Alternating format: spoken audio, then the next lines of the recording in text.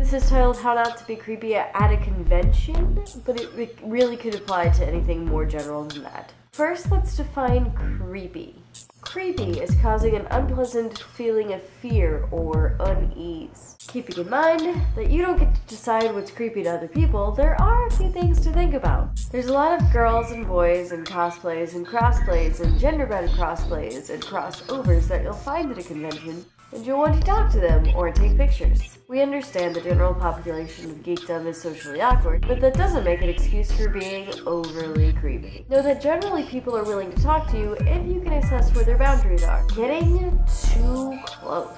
They spend a lot of time and money on their costumes, so be careful about touching them. They might be okay with hugging you, but their costume just doesn't allow for it. If they put their arm around you and bring you closer, it's almost safe to say you can put their arm around them. Don't let your hand fall lower than their hip, or above their hip. Do not grab their butt, their waist, or their boobs. After the hug or a picture with them, stand back at an arm's distance. So you guys are at an arm's distance, approximately.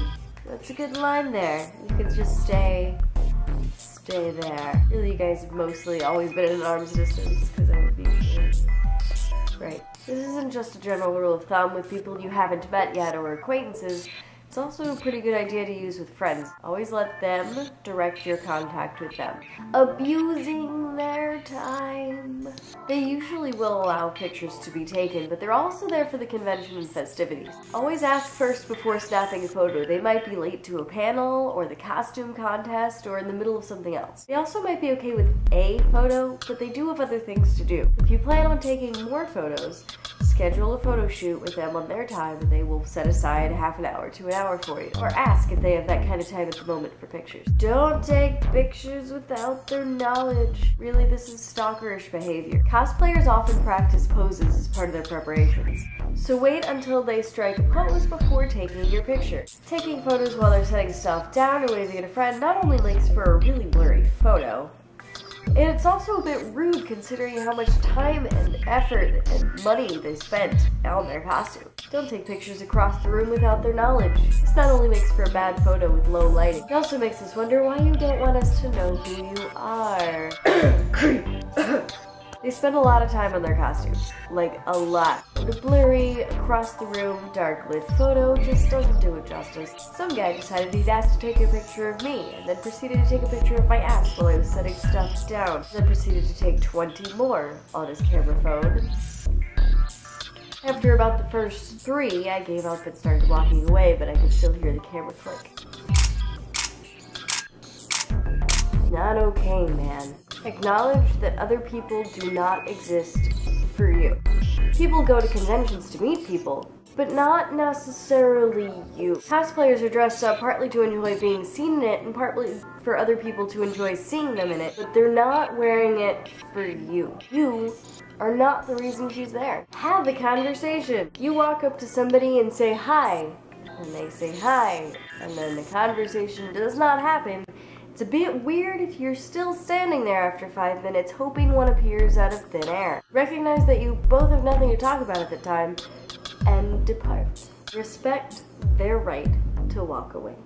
If they bow out of conversation with you, let them go. If they leave the room, don't follow from a safe distance and show up whatever it is they were going as though it just happened you were going to the same place. If you spend any amount of time positioning yourself to where that person is, will be, or will walk past just to be there when they happen to be there, you're being creepy as hell. Ultimately though, it's the individuals that decide what's creepy to them. Sometimes you can be doing nothing creepy at all and still come off creepy. They're not obligated to tell you why they don't want you around, although if they do tell you, listen to them. Hi!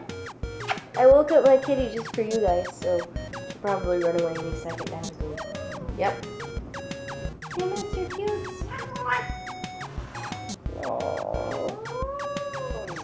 Go bye, cutes. Go get the other cutes. There we go. Say hi, cutes. Oi! No! Not you too! No! I only need you for a short little time. There's no kitties in this video aside from right now. Because the rest of this video is a little bit of filming and pictures that I took while I was at MacLeod this past weekend. Maybe I will see you at the next convention. tell you as soon as I know which one that is. I think it's in February, and I think it's local. There you go. Now you sit. So yeah, like this video if you liked it. Share it if you know creeps at conventions. Tell me your creep story below in the comments, and I'll see you guys next Friday.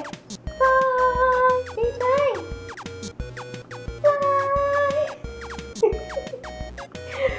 Nope, not happening today.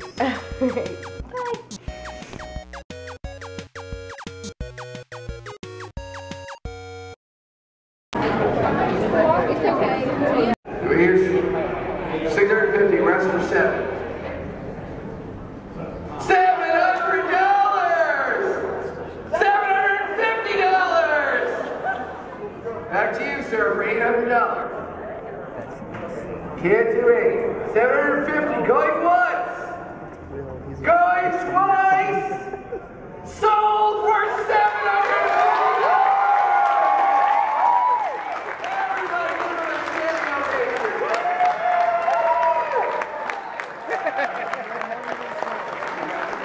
Yeah, exactly. It's the drawing of Gurr, signed by the voice of Gurr. That totally beat my $75 time. That's all I have to say. That, I think, is the highest we've ever done any items for here. Oh, that is probably the highest anything's ever sold.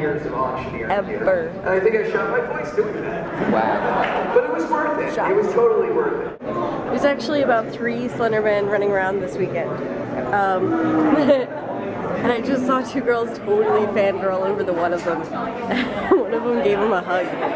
We lasted a wee bit longer than most hugs do. So that was kind of weird.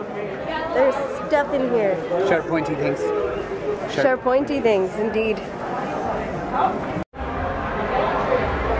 I'm in a MacLeod. Ooh, there's a screen. I should go.